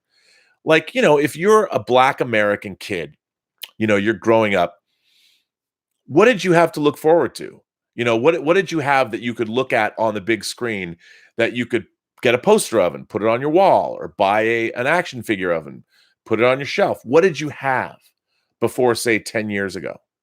There were sports icons, sure, but what superhero did you have? We had Blade, certainly, but having a Black Panther movie, the very first $150 million Black cast-led superhero film, that was a big deal just in terms of representation. Now, to me, I love Black Panther. I don't have to be a Black dude to enjoy Black Panther. I thought it was a great movie. I love those characters. I love the actors playing them. I have a man crush on Michael B. Jordan. Why not? He's a handsome, very, very attractive, very well-built human being. Why not? I think he's a great actor. I've loved him since Friday Night Lights. But, if you were a kid and you were growing up 30 or 40 years ago, you didn't have that. So now we're in a world where those things are coming, and we're going to get more of those things coming. And I think it's great. Yeah, I think it's great, especially when you get, great emerging filmmakers like Ryan Coogler, who made 2 great movies. Both, if you haven't seen Fruitvale Station, that's terrific. And of course, Creed. Creed's one of the great moribund franchise. Get the Rocky franchise and breathe new life into it. Genius. Did a great job. And we're getting more and more of that. Captain Marvel, there's been one female-led superhero movie, really, Wonder Woman. So you get the mother, daughter, grandmother audience that was underserved to come out. It's not about, I think what's happening is, it's not so much about social justice warriors. What it's about is that we're now getting the kind of representation across pop culture that we haven't had before. And that's a good thing. Now, there's a lot of overcompensation in one area or another, but it doesn't change the fact that, like, you're getting representation for people that haven't had representation before, which means that we're getting more diversity in terms of storytelling. Now, sure, we're going through an evolutionary period where it's gone in some areas a little too far, and storytelling and writing has been sacrificed to push a political agenda and put that front and center. But that's just because we're at the beginnings of all this. It'll pull back and balance out, because even people who want to push diversity and they want to see whatever group they belong to achieve the voice and achieve the justice they've been sorely lacking, even they will get tired of pushing their agenda if the storytelling is bad. Eventually it will come back around, because everybody loves a great story well told. And if you start getting too many stories, after you get over that your agenda is now out front and center to be discussed and debated in society, and you finally have the voice that you've never had, eventually you'll realize that, wait a minute, I appreciate my agendas now at the forefront, but I don't want it to sacrifice. Now that I've got the voice out there, I want good stories that are well told. Eventually, people will come around. We're just in a transitional period right now, and that's where we're living. And we've seen this constantly. There's something I didn't realize, and I've talked about this before. I was watching this Ken Burns documentary. I haven't watched all of it, on Netflix. Prohibition. I didn't realize just how drunk the United States was in the mid 1800s. We had a real problem with alcohol, and the voices that led up to prohibition in the 30s, you know, when we had prohibition in this country, they were voices that were bubbling, that were percolating for 100 years. I mean, we were not a country that really knew how to deal with alcohol. Especially in the 1800s, and it was very interesting to watch this, because I figured, well, you know, okay, we had prohibition, but I didn't realize what a problem, and I didn't realize how talk about battle lines on all, you know, religious leaders, political leaders, the people that were fighting for prohibition. This wasn't something that just came about, you know, at the end of the Roaring 20s. This was something that was building for 100 years, which I didn't know. So if you guys want to watch a documentary, Prohibition on Netflix, check it out. But you're going to want to take, I mean, seriously, you're going to want to have, I like to have a 750 milliliter of Jameson next to me when I watch a show like that. Kind of like, you know, I'm railing against prohibition, but it's a hard show to not want to. It's like when I saw Leaving Las Vegas, even though Nicolas Cage drank himself to death, I could only think about the fact that, man, I really want to drink when I was watching this movie. Prohibition will make you want to drink. But it's a great documentary, really interesting. Check it out. But we're going through a transitional time, and we'll all work it out. The point is, can we work it out before we, throttle each other to death? Hopefully we will. But it's transitional, and all we can do is be part of the Post-Geek Singularity community, and just support each other, provide a place where we can all come and have these discussions. Peterson's 68, man, you are, thank you for the support today. I really appreciate it. Peterson says, also, I'm a collector of physical media like you. I have about 2,700 DVDs and Blu-rays. The only positive thing with physical media disappearing is I can buy more Hot Toys. You know what, dude? I feel you. I was having this conversation with Elizabeth just the other day. I'm like, there's not, I still buy physical media, but there's really not that much coming out anymore. Like, it's already come out. Like, I will say this. Whenever I knew that see that there's a 4K remaster coming out, I always consult the Digital Bits or DVD Beaver. I want to hear what Bill Hunt has to say about it. And he's been waxing rhapsodic about the Tuesday release of Alien in 4K. It's a must buy. You got to have Alien in 4K, because you know how that is. But yeah, I agree with you. More Hot Toys. I just received a notice that the Doctor Strange Infinity. I did not buy the Doctor Strange hot toy from Doctor Strange, but I did pre-order the Infinity War version of Doctor Strange. And when did I order that? Like a year ago. That's the thing about hot toys. You order them, and then a year later they show up. But if you buy them from Sideshow, you have to put a deposit down. And I got a notice that they're going to charge my card on the 30th of April. Sometimes the money's there and sometimes it's not. You lose your deposit. More often than not, it's not there. But hey, Norman Lau says, Rob, the Whiskey Rebellion history is an amazing part of American history. It's the only time that a president actually mobilized a standing army to put down a farmers' rebellion. I do know about that, and you're right. Norman is a great friend to this channel. He's written me, of course, a lot of letters, and a lot of things he sent me on Facebook have been topics of conversation here. So thank you for that. So yeah, the Whiskey Rebellion. That's interesting. Maybe we should do historical. People should send in. Let's talk about history for a while. That would kind of be interesting. Dax Jacobs says, encode the movie in the in-action figure, and when you place them into the chair it came with, it plays the movie there from. That'd be kind of cool. I thought encode the movie into a figure. That's coming. I can only imagine that one day you'll be able to buy an action figure and then somehow it'll transmit whatever the movie's from onto your screen. That'll be part of it if they still make toys. Did I miss your super chat? Did I? Did Odai send me a super chat? I don't know. Let me check. Hang on. I hope I didn't miss yours. I don't know if I missed it yet, because I know that there's super chats I haven't been looking at because I haven't gone by. No, I did not miss your super chat. Odai says, got the projector set up for Infinity War tonight. Oh, Odai. Yes, sir. Okay, so tell me, How big is your projector? How big is the screen that you're projecting on? I want to know. I want to know. But you know what? Infinity War is so wildly entertaining. It's so good. Idiot Head says, I want the Sideshow toy Jedi Luke that's out now. I've never went for one of them Hot Toys or Sideshow toys. That's a chunk of change, but so beautiful. You know what? Sideshow toys, which have been getting, they were one of the principal reasons I got back into collecting 12 or 6 scale figures back in the late 90s and early 2000s. You know, I have a lot of their clone troopers and stuff, and I have a lot of Star Wars 12-inch figures. As a matter of fact, I just opened up, I had IG-88 and Bosk. I never opened them up. The Sideshow IG-88 and the Sideshow Bosk, I did not open them up. I've had them. When did they come out? 10 years ago? Did the Sideshow? No, maybe not 10 years ago, but a long time ago. I'd never opened up IG-88, and I put IG-88 and Bosk. They're right up there, along with the prototype Boba Fett figure, because they're cool. I know I have to get Forlom and Zuckuss and Dengar because I don't have 6 scale figures. I think I have the Hasbro 6 scale figure of Forlom, but Zuckuss and Dengar. So now I can have the whole lineup. We don't need their scum.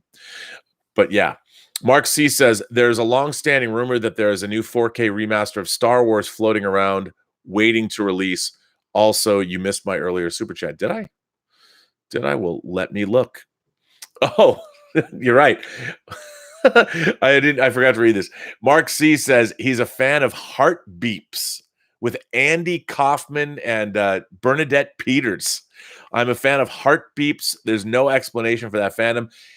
Okay, if you guys don't know, I believe it was the 80s. It was an 80s movie.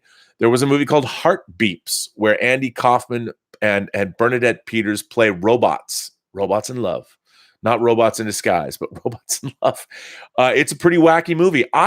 You know what? I'm kind of a fan of Heart Beeps too. I liked Heart Beeps. It's a wacky movie that's kind of right up there with Batteries Not Included, about dinner plate sized sentient flying saucers. Which, yes, there's those movies. I'm telling you, absolutely. Odai says, no screen needed, just using a huge white cloth, and it's set at 120 inches. Man, I can't wait. Well, you should take a picture and send it to the Burnettwork. I want to see your setup. Doc Civil says, Rob, if the Pike pilot sold, would we end up finding that version of Spock insufferable? You know, I don't understand what they were trying to convey with Spock. I mean, it was first of all, here's one of the reasons I really hate Star Trek Discovery.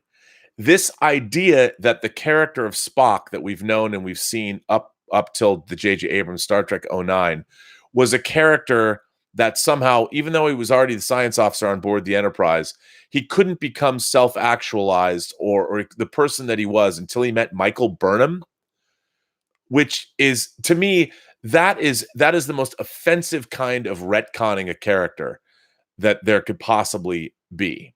And the way that Spock, that was not Spock's problem. You know, Spock's problem, as he was written, as the character was conceived of, is that he was a man of two worlds that didn't belong to either one. You know, and he was uber Vulcan. Even though he was half human, he was always compensating for the fact that he was half human by being the best Vulcan ever.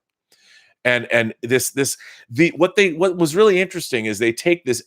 Yes, it was all created by a human being.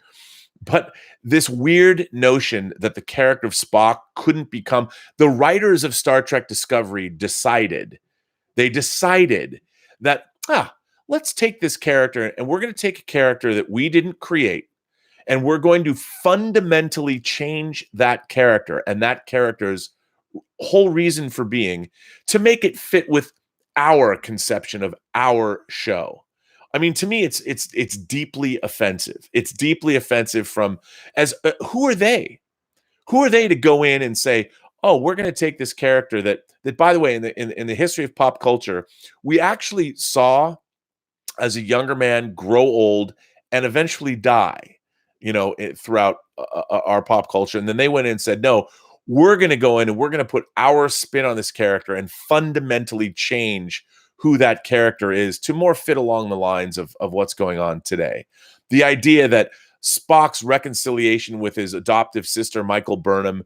It was only her influence that could make Spock ready to have such a friendship with Kirk. What? I mean, that's ridiculous.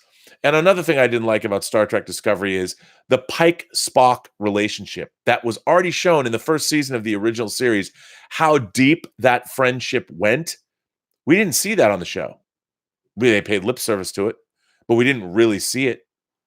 And this is why someone like me, as an old school Star Trek fan, finds Discovery's writing in some instances offensive, because they think it's their prerogative to go back and fundamentally change a character. Now, I understand that's happened in the past. Somebody pointed out a lot of what we believe in as being the Sherlock Holmes character comes from different versions of the film than what Sir Arthur Conan Doyle wrote. But I don't know. Either way, really bothered me. Really bad. Pleasant Valley Picker Canada says, Willow, for a show that debuted in 1966, it's amazing how popular it still is. Obviously, they did something right back then. Most shows of the 60s are forgotten or considered cult. Yeah, it's true. And they did do something right. Writer BL Ali says, Mike Bodden, I can't imagine how you and RMB refer to me. Well, as opposed to writer BL Ali, that's how I refer to you. Because that's what you are. How were we supposed to refer to you any other different way? Dax Jacobs says, supervillains who travel back in time to steal superheroes' powers. Lex Luthor did that in a cartoon in the 80s and 90s. That's what they are doing with Trek today, Spock and Kirk. Yeah, I agree. It's all this weird, like, I understand they needed to get more viewers. They wanted to get people more interested, so they brought back the Telosians, they brought back Pike, they brought back Spock, and they decided to take the unaired Star Trek pilot that they later incorporated into the first season 2 part of the Menagerie, parts 1 and 2, and base an entire season of Star Trek around it. And the idea that Spock smiled in one moment, that his character wasn't as clearly defined, they made that as a character trait that they decided to base a whole season on. It turned out, like everything else, Michael Burnham wasn't just a Red Angel, but she was also Spock's savior. I mean, like, really? It's just crazy. Unbelievable. Mark C says, Spock serves no purpose. He's simply a dangled carrot to try and get people to watch. I really agree. I mean, it and plus, after the original showrunners were fired after episode 5, it all changed. By the way, Mark C, I didn't address what you had said about a long-standing rumor there's a new 4K remaster of Star Wars. I have heard there is a 4K remaster of Star Wars. They look, it's not unusual to do 4K remasters of films. They've been doing that a lot, but it is the special edition. It's not the original version of Star Wars. I have, of course, a 4K restoration of the original version of Star Wars done by Team Negative, and there's a couple of other people. But I have those. I should burn them to Blu-ray. I have them on my computer right here. I can watch it right now. Well, listen, everyone, I'm rambling on this chat. I wanted to read some letters and talk about these things, but basically, to wrap up, to recap, I think we're in an evolutionary period of time, especially in the genre nerd space, where we are trying to figure out, once again, how to talk to each other. And I tend to think of it kind of like Close Encounters, when they finally flipped on the computers so they could talk to the alien ship and figure out their language. I think we're kind of in a transitional period that's probably going to last for quite a bit more years, where we're all trying to figure out how, in the age of social media and in the coming age of AI, which is going to make things even that much more complex and deep learning, how are we going to talk to and converse with one another in a respectful manner? And, look, the reason that we're getting movies, the reason that we get the movies and the comics and the things that we're getting is because people want to make money. And, when you see there's a large contingent of, I've always said, look, I knew Captain Marvel was going to make $1 billion. I was saying that on John's show for months, because the female audience is underserved. And, you make a Star Trek show with a female lead, you're hoping to get those people to come in. But like everybody else has learned throughout history, you can't just put somebody or something or represent anyone or any group and expect them to show up if the story you're telling is not a great story and it's not well told. At the end of the day, It doesn't matter what your agenda is. It's never going to work unless it's first and foremost a great story, well told. It doesn't matter what your political agenda is, your social agenda is, your whatever whatever you want to put forth, whatever your thing is. Make it a great story and make it well told. Doesn't matter. Everything else is immaterial. Just great story, well told. You can put anybody you want in it, and it will find an audience, and people will like it. Peterson 68's back. He says, "Man, figure collecting is a disease." Yeah, I guess it kind of is, but worthwhile. I think definitely worthwhile. Let's see. Mark C says, "Oh, that was back to your Star Wars thing." It jumped ahead. JPRPH. I want to know if that's a pronunciation. I canceled my CBS All Access pass. What a pile of junk Star Trek Discovery was. Very insulting to fans. I know you didn't want to talk about it anymore, but Nerdrotic wants you guys to collaborate. You know what? Look. I think after what Terry said, that's something to be mindful of. But I would love to go talk with Gary about Star Trek Discovery, because I think, if nothing else, like my friend, my Lyft driver said, to use your art, use your persona, use whatever you're doing to and act like the world, be the way you want the world to be. That's how you should be as a person. And I'd never heard anybody say that before, but I like that idea. And I think by going on to other channels and talking, that's why it's funny that people have come at me for being on the Midnight's Edge channel. And I was like, well, how is my being on Midnight's Edge some tacit approval of everything they do? No, I don't know everything that they do, and nor is it my job to know everything that they do. But I personally have enjoyed Midnight's Edge videos. From a video editorial standpoint, they put a lot of production value into their videos, and for that alone, I admire their channel. Now, I know somebody would come out and go, well, if somebody was a neo-Nazi and they had a well-produced channel, would you go on to that channel? I'd be like, well, no, because I think neo-Nazis are pretty, deplorable people. Also, there's never you're never going to see the National Socialists rise to the point they were in World War II. I'm sorry, you just aren't. So basically, you're buying into a losing ideology that was proven to be wrong. But anyway, but I do think that Midnight's Edge, there are people there that, Andre and everybody else, that they love Star Trek, and they want what I want. They want Star Trek to be better, and our baseline is that we want Star Trek to be better. And I think that while they tend to focus on the reasons it's not, I just flat out say the reasons that Star Trek Discovery, it's the fact that the underlying, everybody wants to do a good job. I'm not saying that they don't want to do a good job, but the people are not necessarily passionate, aside from Kirsten Byers and maybe Michael Chabon or Chabon, however you pronounce his name. I don't see that there's a lot of passion for the Star Trek franchise, the same way that I couldn't believe that I used to have to watch J.J. Abrams, who made two of the most expensive Star Trek movies ever made, would say in every interview, well, I was never a Star Trek fan. I'm like, then what are you doing directing Star Trek movies? Well, I'll tell you, Nicholas Meyer was not a Star Trek fan either, but he did the time and he took the research. They took the time to do the research, and we got Star Trek II, The Wrath of Khan, which showed an understanding of the archetypes that Star Trek was dealing with. Gene Roddenberry said Horatio Hornblower. There's no Horatio Hornblower in J.J. Abrams' conception of Star Trek. There's no Horatio Hornblower in Star Trek Discovery. There's why Horatio, you'd have to read a book? Really? No, there's none of that. So I think that both Nerdrotic and Doomcock and Midnight's Edge, while they're a little bit more abrasive, let's say, than I tend to be, I still do appreciate we park our shuttlecrafts in the same shuttle bay, or we have our shuttlecrafts get consumed by the same 11,000 mile long space amoeba, whichever you prefer.